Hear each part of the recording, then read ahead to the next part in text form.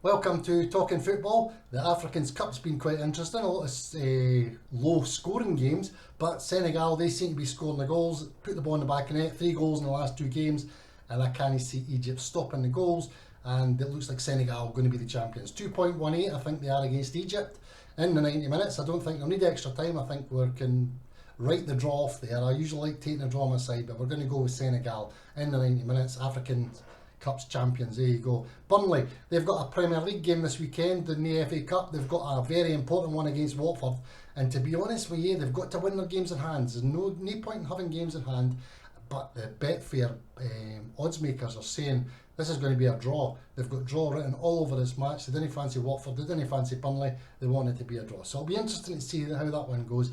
What about rivalries in football? We've got one of the oldest ones, and it's amazing. I've been over in Australia now for a few years, and when I came here I thought everybody knows about Celtic and Rangers, everybody knows about Hearts and Hibs, and then after 3 years you hear nothing about them at all. You've got to start going digging on the internet, and obviously I watch all the games live for over here, but it's not as widespread as what you think it is when you get over here.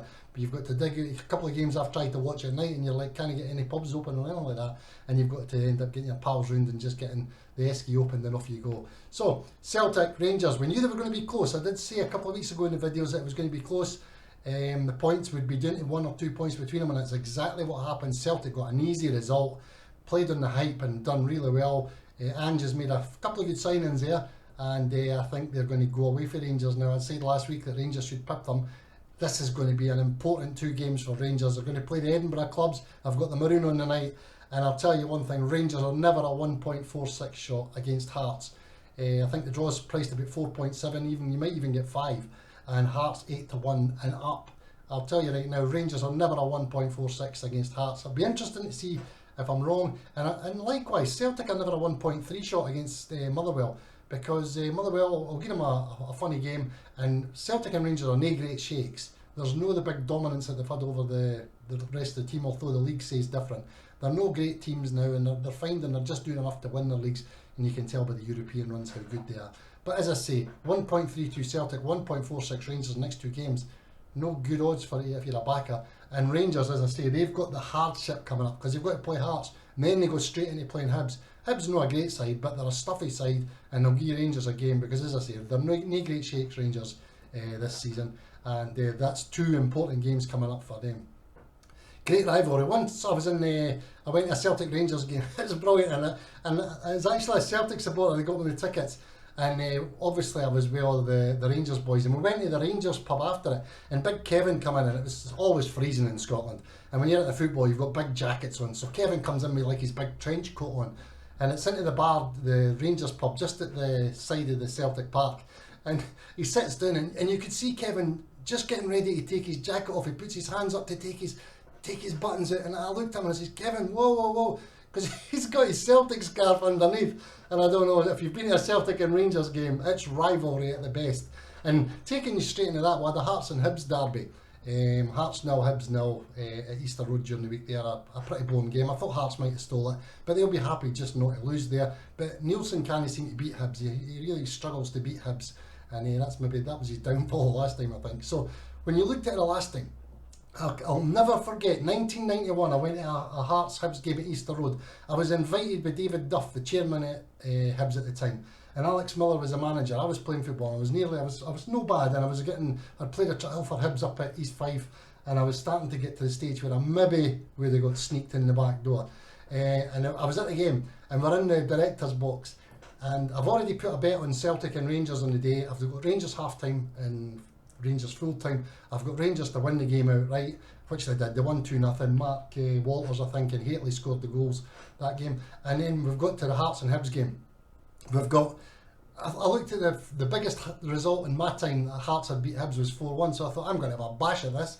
So I put Hearts to win at Easter Road 4-1. Everybody thought I was mad at the time. I've doubled Rangers half time full time and Hearts half time full time. I've got Hearts 4-1, I've got Rangers and Hearts in a double. I've got a massive bet on. I'm standing to win about 39,000, and I'm in the stand at Easter Road. So of course Hearts are 3, Rangers and Celtic result was in, Rangers won, and I've got Hearts 3-0 up at half time, and I'm thinking this is easy. So all my half time full time bets, they're all in, and my doubles in. I'm thinking, surely this 4-1 can't come in, because it was going to be a big result for me. So I'm sitting there and I'm watching the second half. So I've obviously, the guys, I'm for Leith, which is the Hibs part of Edinburgh. And obviously I knew all the guys, and I would, being young and a bit of a boy, I would, any fights, I would be in the Hibs boys. I would be all the boys for Leith. I would fight against the Hearts fans because I was a Leith boy, but I was a Hearts supporter. Strange combination, didn't ask me about that, how it came about either. So anyway, this one guy in the stand, Hearts are coasting, and by this time I'm wanting the 4-1, and the Hearts have obviously got the goal, and Gary Mackay, I think, was sent off in that game. So Hibs eventually got a goal, and then Hearts have got the other one. It's 4-1, so I'm up and down, jumping up and down. So one of my best pals sitting just in the centre stand starts shouting, "Get him out of here, get him out of here." And I'm thinking, where is he shouting? I'm looking behind me. He's shouting at me. He's one of my best pals. And he's telling the stewards to get me out, and of course he's a jambo, get him out of here. So eventually there was a bit of ruckus started, because obviously he was getting a few backup for the boys, that the Hibs supporters that were him. And these are all the guys that used to stamp their feet in the Easter Road stand, you know. And the next thing is the stewards are in and they've got me out, and David does, "Roy, what's going on?" The next thing I thought, "Oh look, I'll move," and there wasn't long left to go in the game. So I left. I says, "That's it, we're off." So I'm up the road and we're in the Artisan Bar.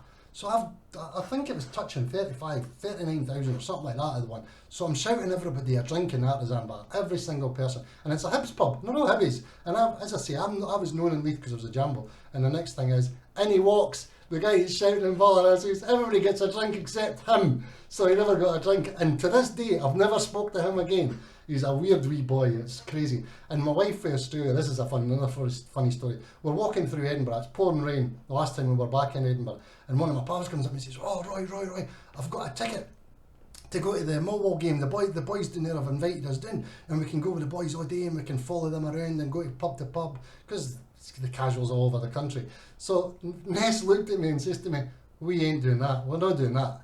She had just watched Green Street, so that was a definite no. So that was a funny story, and so I didn't get to go. It would have been an entertaining time, and I got the wee badge and everything to put on me, but I never went.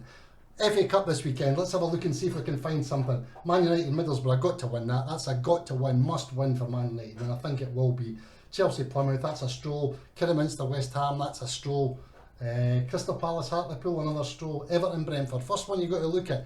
Everton, a lot of pressure on them. Got the players in there. Frank Lampard will want to start with a win. Now Frank Lampard, he's got to get in here and take himself out the picture, because all these personal shouts with Klopp, great entertainment for us as supporters, as neutrals and things like that, but to see him managing like that, he's going to have to this time learn for that and understand he's no Gary Neville, because Gary Neville made a right mess when he was a manager.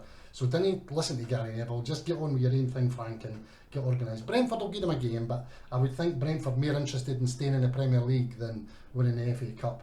Man City Fulham, that'll be a good game. But Man City, they'll put probably a weakened team out, I would think, but they'll still want to win, because Pep likes to win everything, and he'll have a go at that. Huddersfield Barnsley, sorry John, but Barnsley are going to go at the FA Cup. Huddersfield on a good run. They could go into the playoffs and do a good job there, and it's good. I think they won last night 2-0. Another good result for them. Peterborough QPR, Lee Wallace, great young player. When I took a young team in Edinburgh, I tried to sign Lee Wallace for the young team, because I reckon if I'd had him, we would have won the league. We got beat on a playoff with a dodgy 6-minute injury time equaliser, and we lost the league in penalties. But I tried to sign Lee Wallace when he was, I think, what age would Lee Wallace have been? 16-year-old before he made it big. But good honest laddie Lee, good Rangers player as well, and now he's doing it Queen's Park Rangers. Hopefully he gets a good run, and they should beat Peterborough. Southampton Coventry. Southampton, I think I'll coast through that one. Stoke and Wigan, that could go either way. Not a great lover of Stoke because of Bet365 and all the limitations they put on the punters, so I'm against Stoke, and I hope they get knocked out of the FA Cup and get relegated. Wolves and Norwich. Wolves on a good side, good solid performance. Norwich will be concentrating on their wee run. They're on a good wee run, but can they go in the FA Cup, or do they want the points in the Premier League? I think Wolves will come through that one maybe 2 or 3-0. Cambridge and Luton, great result for Cambridge in the last round, knocked out Newcastle. This is where it counts, though. They want to get Luton out the cup now, with their manager in the stand shouting and bawling the last game, really taking it to heart. So he's really got his eye on the ball for Luton. But if Cambridge can get something there, and then another big draw in the next round, that's what they're looking for, because they really enjoyed the Newcastle game. Tottenham Brighton, another wee test for Tottenham. It'll be interesting to see how we go there. Dele Alli away to Everton. He's been poor this season, and he's really going to have to change his game and pull his socks up. Either that, he just keeps taking the money. Poor Jesse Lingard, stuck at Man United. But anyway, Brighton, good side, well organised. That manager's starting to prove why Brighton went in and took them and got rid of Chris Hughton at the time. And Brighton, big price, 4.2 I think they are, 4.5, big price, but priced not to win. And the draw's priced in there with Tottenham in the draw, to be honest with you. So into the next day, Liverpool and Cardiff. Cardiff, a dream game for them, not far up the road for them. Big day at Anfield, great day. Nottingham Forest, Leicester, cracking game. That could be the game of the round. I think Leicester will just be a bit pacey for them, but Nottingham Forest, Leicester should be a good game. That's a bit of derby there as well, superb. Bournemouth, coast through Boreham Wood. Dream come true for Boreham Wood. And so that's the FA Cup. Always good to see any shocks and things like that. And as we say, last round, Newcastle. So we've got to just make sure all these rivalries. Great to see your rivalries in football. Great to hear your stories. So if you've got any, send them through to me on Twitter or on the DMs or my emails. And the Playmakers only got the Premier League game, but what a result we got playing that Africans League. I think we took about 16 or 17 points, hit a 38-1 correct score in there as well. We'll do the final for the Africans Cup. We've got a Premier League game, and we'll bung some FA Cup games in there just for an interest over the weekend. And we've got EPL coming up this midweek as well, so a whole run of EPL games that's really cracking. I mean, midweek EPL, you can't beat it. And then we just go straight back into Champions League. We're going to start covering the Champions League now. It's at that stage in the Playmaker service, which is growing and growing. If you're a football fan, come and join us. You get to us. There's about 6 different strategies in there. You'll find one for you. Correct scores, match odds, accumulators, everything you want in there. So make sure you come and join us and get involved in the EPL. Now, make sure it's your money, it's my money, it's everybody's money. Have respect for the winners and the losers in Betfair, because that's where we play, because we know we can all get on at all the same price. We're transparent. Everything's the same price for everybody. We're no kidding anybody on the prices.